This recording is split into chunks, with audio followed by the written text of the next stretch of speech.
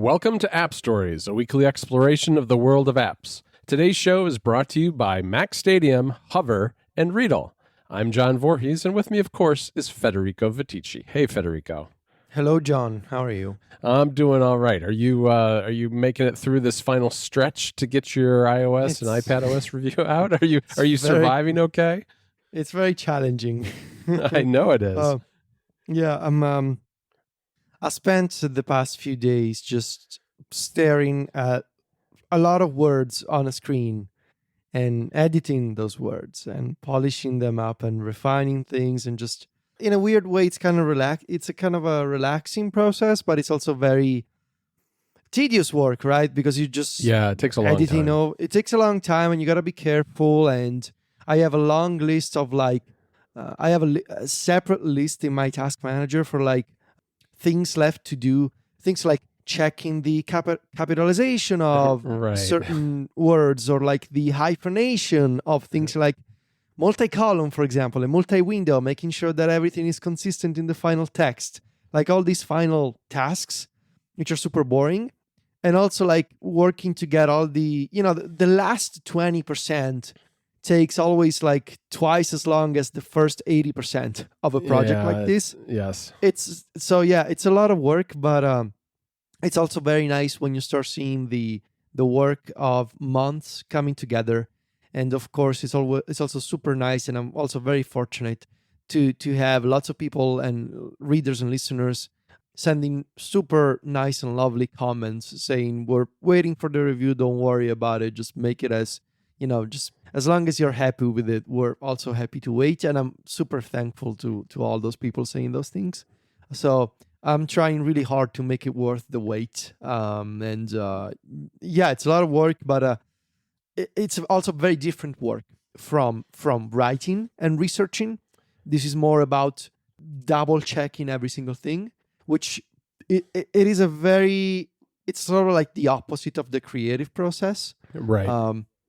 Which on one hand it's very good, but on the other it requires a lot of additional concentration. Right. It's focused work, but it's not tiring in the same way as coming up with the review in the first place. Creative work is exhausting. Especially having to be trying to be creative in the sense that you don't want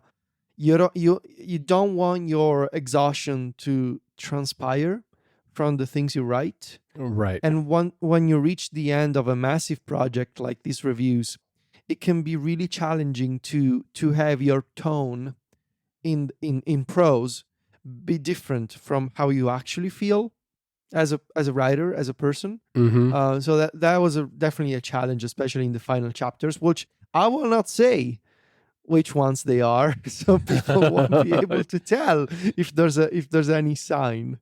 So that fatigue kind of creeps into the writing at some point if you're not careful. I totally understand what you're saying. Well, we'll have that'll be coming relatively soon. We're not going to commit to a date yet, but it's we're in the editing process now. Federico's in the editing process. I shouldn't say we. I'm not doing anything. I'm just doing other things around the site these days. But in any event, we'll have lots of perks for club members coming with this too. So now is the time to join Club Mac Stories, because for just $5 a month, you can get all the ebooks and all the other things, all the other goodies that Federico's planning right now, which are it's a long list, and I've been working on some of those as well. So that'll be pretty cool when that happens. Yeah, and there will be lots of perks, including maybe, I don't want to confirm anything, but I wouldn't be surprised if my review this year ends up having a new perk that we haven't done before. Nice. So just something that I should be able to do. But expect a lot of exclusive things related to my review if you're a Club Mac Stories member, and not just a repeat of last year. That's all I will say for now. But it should be fun. Good. Yeah. Good. All right. Well, Federico, today I thought that we would dive a little deeper into a specific category of iOS and iPadOS widgets, because we've been talking about widgets a lot. Last week we talked about our home screens, but today I wanted to round up music related widgets, because there are a lot of really good ones, and I think I think there's something here for just about anybody, and you can really create a comprehensive overview of your music collection and tracking music. There's just so many different things you can do if you're a fan of music with widgets that I think it's one of the best categories that I've seen so far on iOS. And I thought it would be, since you and I both have been using an awful lot of these, I thought it'd be a good time to really dig into these a little deeper and maybe turn people on to some new ones. All right. So where do you want to start? Well, I think we got to start with the Apple one. And I hate to start on a little bit of a sour note, but the Apple Music widget is kind of a missed opportunity. All it does... Very lazy. Yeah, I mean, all it does is it lists your recently played albums or playlists. And that's good. I like having that as an option, but that's all it does. There's no way to favorite albums or playlists to have them, have shortcuts directly available to those. There's no way to set up like an artist widget. There's nothing like that. There's no real creativity here. I mean, the Apple has done a variety of widgets for a lot of its built-in apps, but music just has one type, and it's a little sad, I think. And I think as we dive into the rest of these, we'll see that there is a lot of room for creativity here, and I'd like to see Apple kind of expand this at some point. Yeah, it's such a missed opportunity to just offer a single recently played widget. There's all kinds of ideas that Apple could have done, and I guess we're going to talk about those in a few minutes when we talk about Soar, the Apple Music client. But just, I think it's very strange. Honestly, it's really unusual that Apple hasn't done, for example, basic things like letting you open or play a specific playlist, for example. They have this entire framework for widget configuration in place. And they have, obviously, Apple being Apple, they can use private APIs to do things that other developers cannot do, right? I mean, look at the shortcuts widget and how they can do compact UI on the home screen, which is something that other developers cannot do. Right now, you can only do that with shortcuts.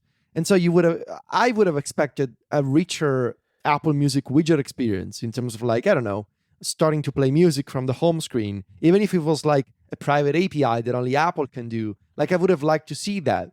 And instead it just, it's a basic widget and it shows you your recently played stuff.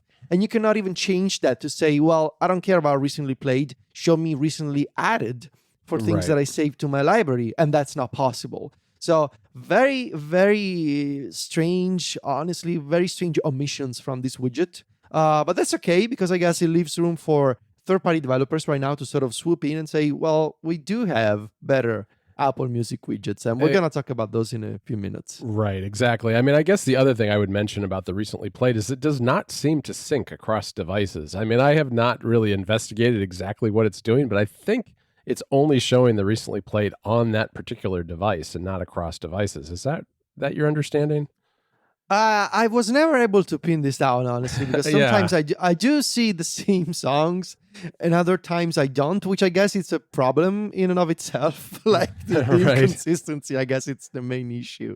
I mean, I think part of it is that I listen to music on so many different devices and one of the things that, and this is a long time gripe for me, is that music just works differently on the Mac.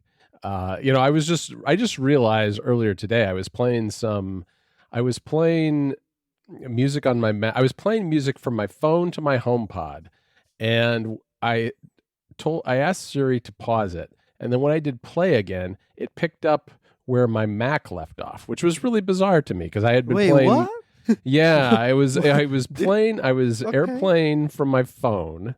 I verbally paused it, came back, and then verbally played it again, and it picked up with what was playing on my Mac instead of on my phone, which I thought was really strange. I think maybe it hadn't fully, how it kind of hands off music to the HomePod at some point. I don't know. Maybe it hadn't done that. I don't know what was going on, but things are very different with the Mac. Like, you can't there's no handoff with the Mac, for instance, for music and that sort of thing, which kind of drives me crazy. I actually, a lot of times when I'm working at my Mac, I end up using my iPad or my iPhone to play music on my HomePod because it's just more convenient, really, than the Mac. I think that music really needs to get more tightly integrated between those two platforms. It's a strange difference, and one that really shouldn't exist given where the direction Apple's taking with Big Sur and iOS 14. But that's kind of a whole different can of worms that we've talked about in the past. This episode of App Stories is brought to you by Mac Stadium. Mac Stadium is the leading provider of Apple Mac infrastructure as a service. Whether you need a single Mac Mini or a fully scalable Mac private cloud, Mac Stadium can help you move your iOS and Mac app development out from under your desk and into the cloud. Mac Stadium is the only provider of enterprise-class Apple Mac infrastructure as a service. Think AWS or Azure, but built on Mac hardware. Mac Stadium has years of expertise doing this with companies like Capital One, Dropbox, Shopify, Pandora, and a whole lot more. And they support your favorite development tools too, things like Homebrew and Node.js. You can start with a single Mac Mini if you're a small team or just need a hosted Mini for personal use. However, they can also provide scalable private clouds that can go from one Mac to thousands with dedicated firewalls, super fast storage, and a global footprint in data centers all over the world. And with Mac Stadium, you get private dedicated hardware and the same level of security you would get with AWS or Azure. In other words, they've got a long list of security certifications. Want to move your iOS and Mac app development to the cloud? Talk to Mac Stadium. Learn more about Mac Stadium's infrastructure at macstadium.com/appstories. And for listeners of this show, Mac Stadium is offering 2 months for the price of one on a Mac Mini subscription. Just enter the promo code AppStories at checkout. Again, that URL is macstadium.com/appstories. Mac Stadium, private clouds and dedicated Macs for developers and teams doing iOS and Mac app development. Our thanks to Mac Stadium for their support of App Stories. We should mention Music Harbor, obviously. Yes. One of our favorite music utilities for iPhone and iPad. Music Harbor, I wrote about last year. It lets you keep track of new and upcoming music releases from your favorite artists. And if you have an Apple Music account, you can integrate with Music Harbor so that you can play songs and you can open them in Apple Music. And it scans your library, so it knows which artists you're interested in by looking at what's saved in your Apple Music account. Really well done app overall. Tons of options for keeping track of news and future releases, as well as what's coming out every Friday, since that's when new music releases come out in the music industry. It used to be Tuesday, now it's Friday. In iOS 14 and iPadOS 14, there's new Music Harbor widgets. You can choose from 3 types, each supporting multiple sizes. So there's the upcoming widget, the latest widget, and the stats. So I never use the stats one. No, I haven't either. Because I understand what it does. Like it keeps track of all the albums in your library or something like that. I just don't really particularly care about that number. I'm more interested in the upcoming and latest releases. So I've combined these 2 widgets in a stack on the first page of my home screen. However, I think by the time we're gonna be done doing this episode, I am seriously considering just doing a music page on my iPhone just for music stuff, music widgets, because you have some interesting ideas for articles and things like that I actually didn't consider those. But for now, these Music Harbor widgets are on my home screen, and it's very nice because I do open the main, like the standalone Music Harbor app on a almost daily basis. So the app is constantly refreshing because I open it. But it's also very nice that I can just scroll the stack and it serves as a very nice reminder to see the widget in there, because I can tap on a new release and I can it helps me remember that there's new music releases to check out. Right. And I think for this reason, I use the latest widget more than the upcoming one, because the upcoming one, I prefer to keep, like I have my own system for keeping track of upcoming releases. I have like a like a separate calendar in my Hmm. iCloud account. So I think I use the latest widget more, but I still have those two widgets in the stack anyway. Yeah, no, I feel the same way about it. I put the latest widget on my home screen in a stack, but on my first home screen, but I put the upcoming on a dedicated music page because I just don't check it as often. I mean, I'd rather I'm usually looking on my phone for something to listen to now, not wondering what's coming up Yeah. later. That what's coming up later is something I often look at inside Music Harbor in the app more than I do on the widget. So we also should mention, and I maybe you can tell me a little bit more about Dot because Dot's not an app I've used a lot, but it does have a couple of interesting widgets. Yeah, so I haven't used Dot in a few weeks, but I'm familiar with it because it was on the test flight. It was one of the first few betas that I had with iOS 14 integration. So Dot is a very basic music player that lets you. It's primarily intended for people who like to play albums. Right. So you can navigate. It's a very simple UI, very elegant UI, primarily text based, and then you can scroll your list of artists and albums in your Apple Music account, and you can just play those with Dot. What's really nice about this is the implementation of the favorites. So Dot has a favorites widget that serves as a really nice way to quickly open your favorite albums in Dot. So all you need to do is in Dot, there's a star button next to each album, and then anything that you star ends up being saved as a favorite, and the widget shows you your favorite albums, just the artwork in a grid.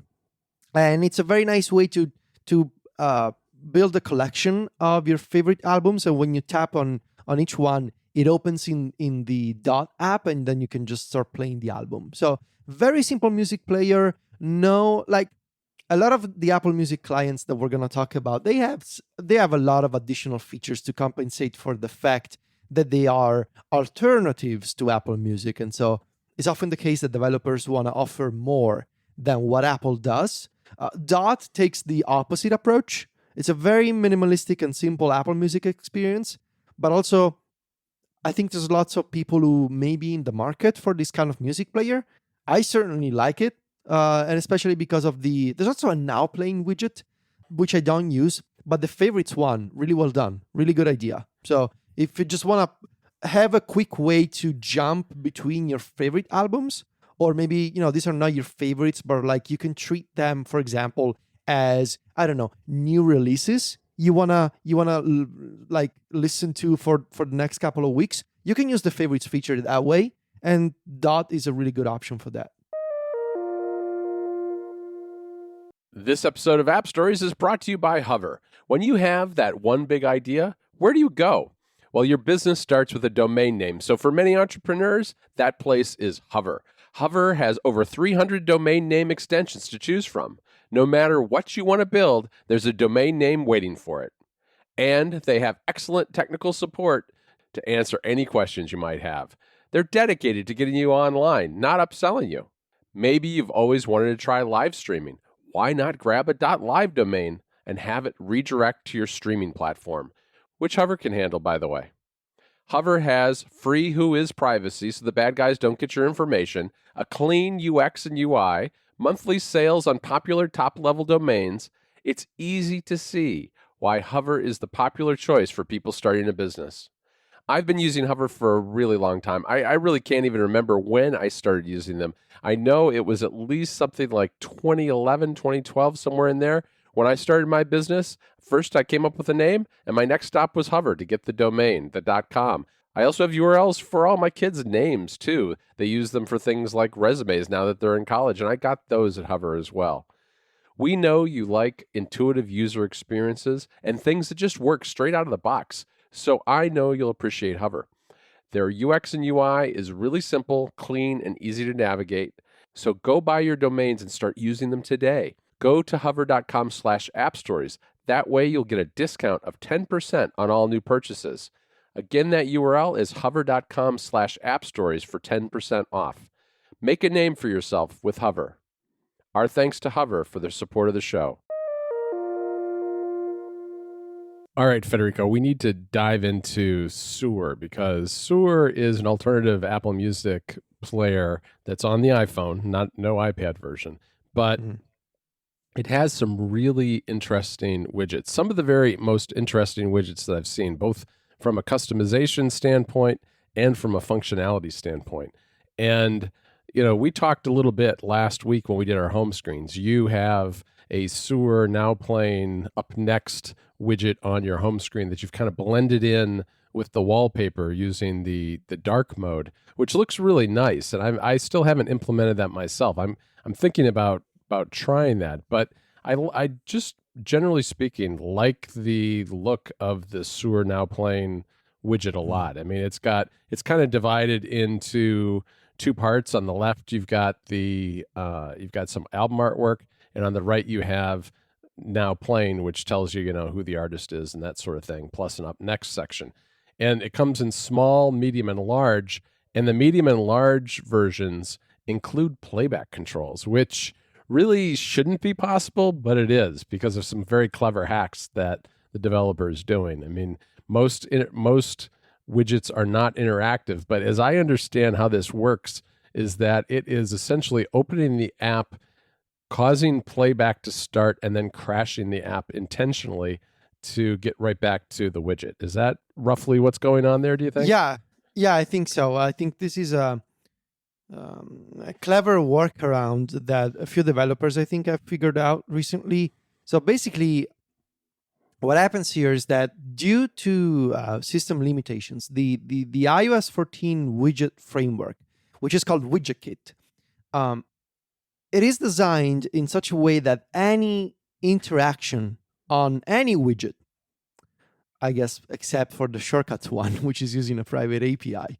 But Right. generally speaking, for third-party developers, any tap on a widget automatically translates into launching the app to which the widget belongs to. This, no matter whether you're using a small, medium, or large widget, whenever you tap on it, something launches, and that something is the app that offers the widget. Um, However, the SOAR developer figured out and implemented a way for you to tap on the playback controls and to pause or play or skip the music without launching SOAR. So by staying on the home screen, except that is not actually true. Because what happens if you pay close attention, and I think it's more noticeable if you try and install SOAR for iPhone on an iPad in Right. compatibility mode, if you pay attention to the animation, you can see that for a split second, the SOAR app actually tries to launch, but then crashes itself back to the home screen again. So it's a clever workaround to give you the illusion of actual interactivity in a widget, as is the case on Android. But those widgets, those interactive widgets, are not possible in iOS 14. So what's happening here is the app is actually crashing back to the home screen. Now, John, we may have done something terrible in covering this feature on AppStories. I know.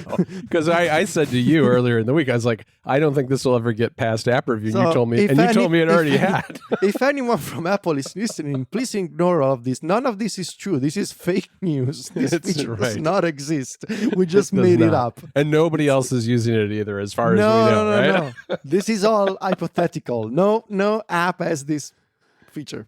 Right, It right. does. Look, It's and really if good. you're It's if you're really good. interested in learning more about how the developer did this and some more about Sewer, we did an interview with Tan Mei in the Club Mac Stories weekly newsletter this past Friday. So that's a very interesting interview there as well. But this Now Playing widget isn't all that is there. There's also a Magic Mix widget, and Magic Mixes are kind of like smart playlists in Sewer. And so I've got one that I've been testing out that's the medium sized one, and it automatically shows me most played, recently liked, top songs this month, and not played in a while, which are all really nice categories because it allows you to discover things that you haven't played in a while, things you've liked recently, and that sort of thing. And I've been really happy with this. I mean, it's a good way to kind of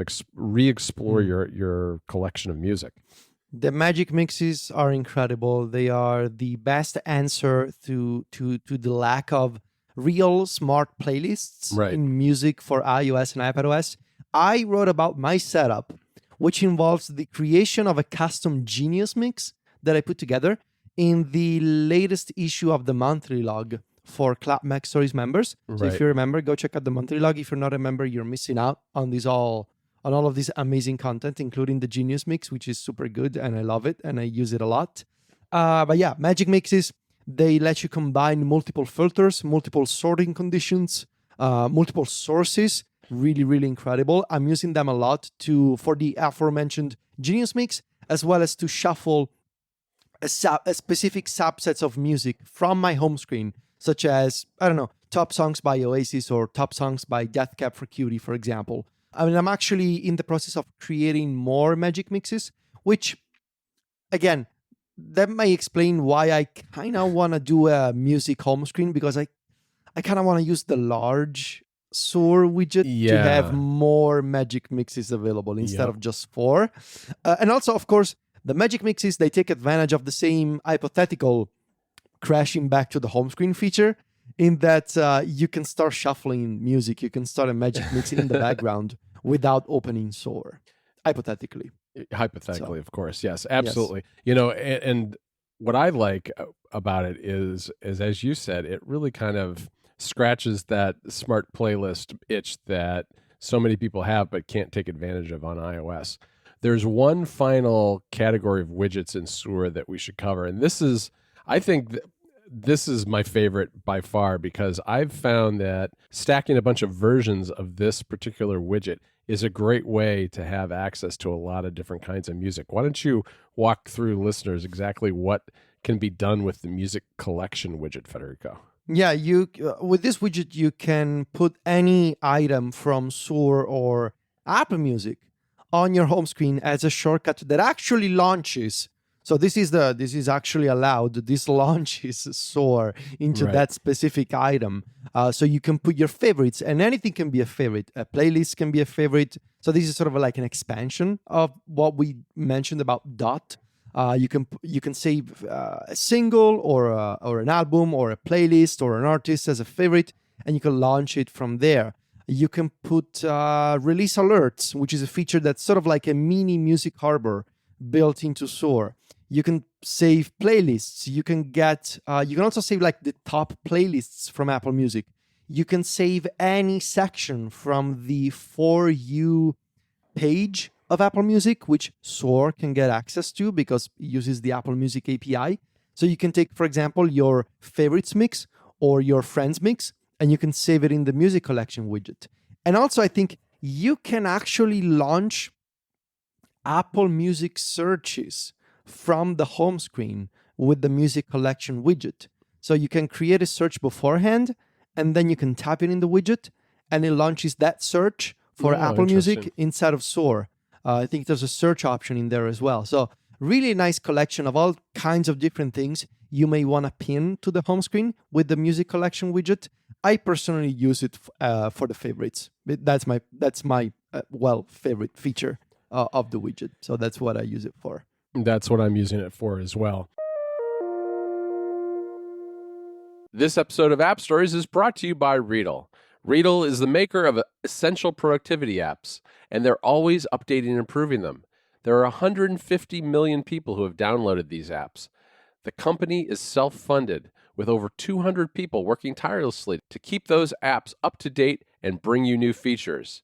And they started from day one on the App Store 12 years ago, so they know what they're doing.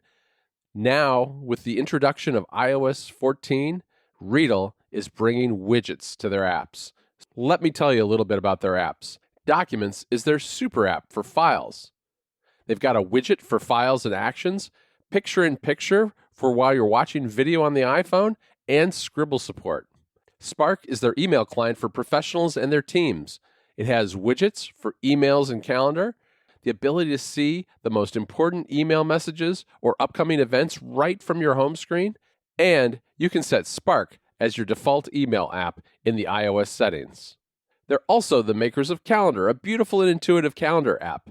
It's got a widget with events and tasks, shortcut support, and the option to create events with your voice using Siri. And it has incredibly fast search for events. I've been using Riedel apps for years. They've been on the store since the beginning, and Spark is one of my absolute favorites. Spark is an email client like none other on the App Store because it lets you collaborate with teammates on email messages. You can have a chat in line with an email message about who's going to respond, what they're going to respond, those sorts of things, all in private. The recipient of the email doesn't see that. It's for you to coordinate with your team on your response. It's terrific that way because it eliminates a lot of forwarding of emails, checking in Slack whether someone has handled something, and that sort of thing. I like it a lot. Go right now to Riedel.com to check out Riedel's impressive collection of essential productivity apps. That's Riedel, READDLE.com. And if you want to check out the Spark app, go to sparkmailapp.com. Our thanks to Riedel for their support of the show. Let me cut to a long play because long play is kind of an album-oriented music player as well. And the way the app works is that when you open it, it's a grid of albums and playlists. I think there's a setting that allows you to eliminate playlists from the grid if you want, but it just goes through your collection and creates kind of an interesting grid of the album art, and you can tap on any of them and play them. Now, the album grid can be sorted in a bunch of different ways, both in the app and in the widget. And in the widget, it's got the ability to sort by recency, addiction, negligence, and stars. And for me, the one I've been using is the recency, because what that does is it takes the albums that you've added to your music collection most recently and lays them out in a grid. And the Medium widget, for instance, has a grid of 6x3, so 18 albums, which is a pretty good amount of information for a medium-sized widget.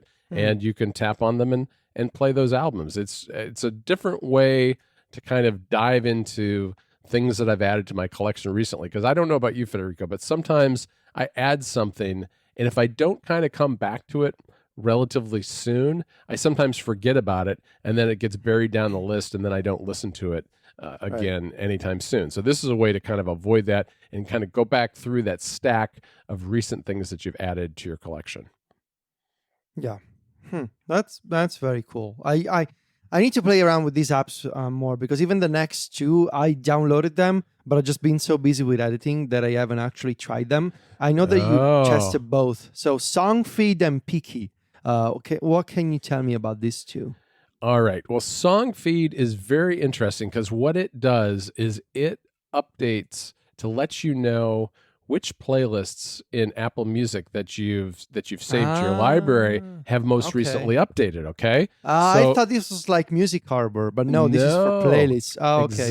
Exactly. And so it covers both the ones that are made by Apple as well as the playlist that you create yourself. So I've got a Medium widget, for example, and it's got 8 bits of cover art on it that show what's been updated recently. I've got, I can see that the new alternative playlist by Apple has been recently updated.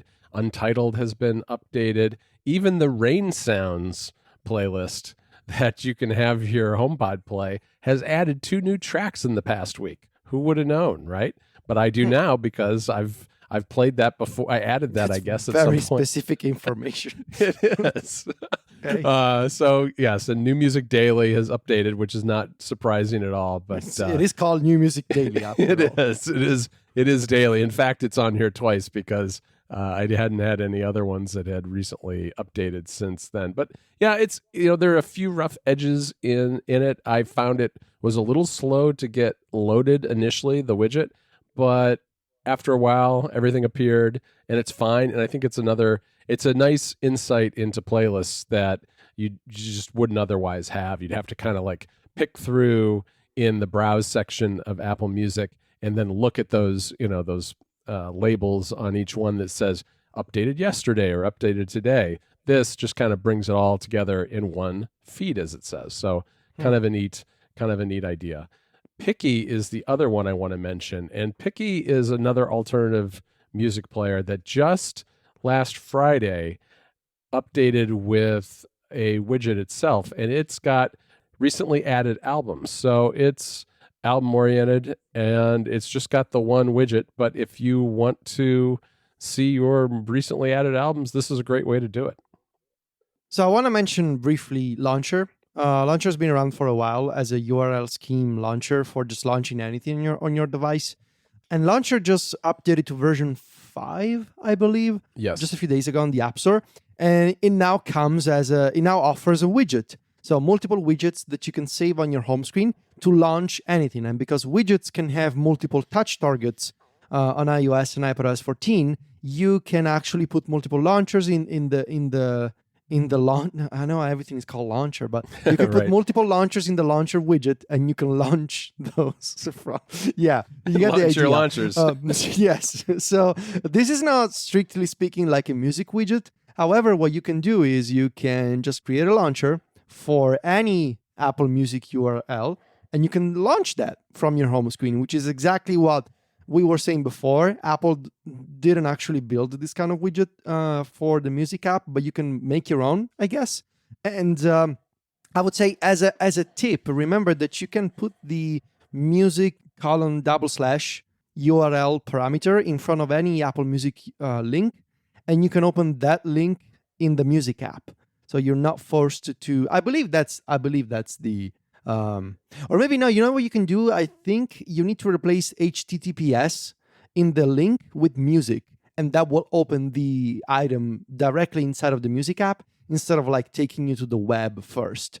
So if you want to make a launcher that takes you into any album or search, or no, maybe not search, or artist page, for example, or playlist in Apple Music, you can use that method with Launcher. Or you can just also make your own shortcuts widget, basically the same idea. However, it's very nice because the Launcher widget, it lets you create these very compact layouts with multiple launchers in a single medium widget. So that's very nice. That's actually how I got started with creating a favorites widget before I was on the Soar beta. I was using Launcher, but I've been using Soar since then.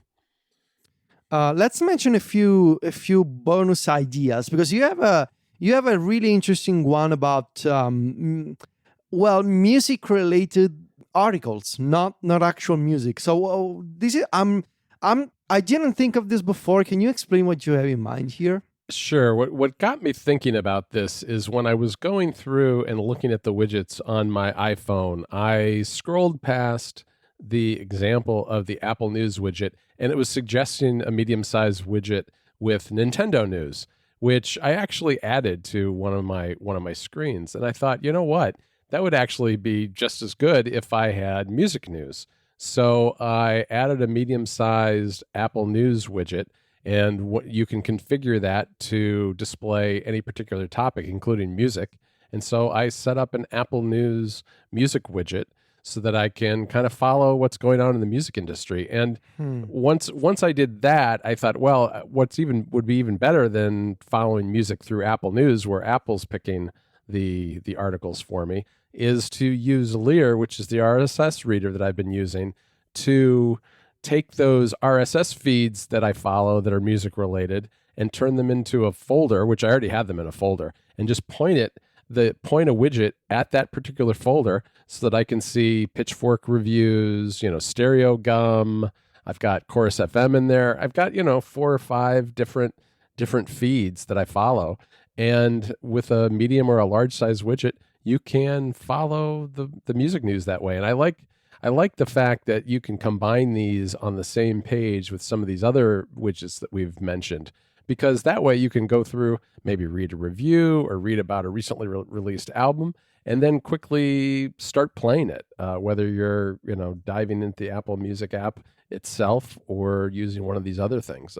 So it's kind of an ancillary thing to actually playing music, but I like the ability to look at this kind of reading material without diving into my full RSS client necessarily, where I've got tons and tons of tech news where I may not be in the mood for, I've had enough of reading, all the various tech sites for the day, and all I want to do is read a little bit about, in this case, music. So that's why I've set it up.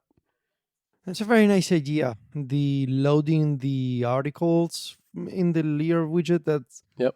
I think I'm gonna steal that one. One last thing I want to mention. I shared this on Twitter a few days ago. I've been working on a pretty big update to MusicBot, my Apple Music Assistant shortcut that I released last December. And in addition to bringing in a feature from the Pro version, so I'm adding a functionality that was exclusive to MusicBot Pro. I'm adding that to the free version as well. That's the ability to save upcoming albums and check on their on their release dates, both for albums released in the past and albums coming out in the future.